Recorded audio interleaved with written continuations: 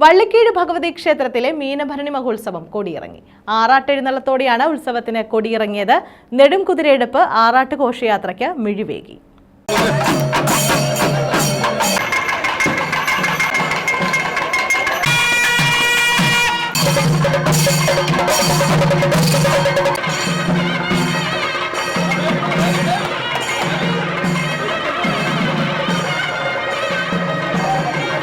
ദേശീയപാതയോരത്തിന് സമീപം സ്ഥിതി ചെയ്യുന്ന ചിരപുരാതനവും ചരിത്രപ്രസിദ്ധവുമായ ക്ഷേത്രമാണ് വള്ളിക്കീഴ് ഭഗവതി ക്ഷേത്രം.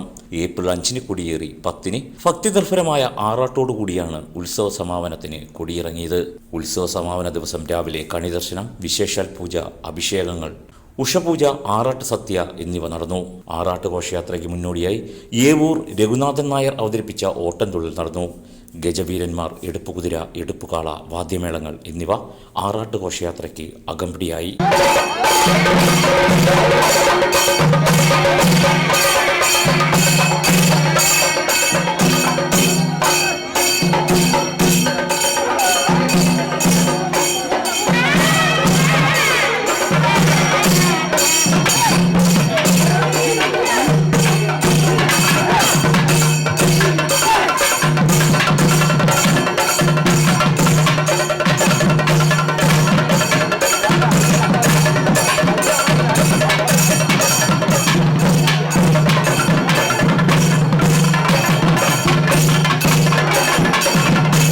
ന്യൂസ് ബ്യൂറോ, കൊല്ലം.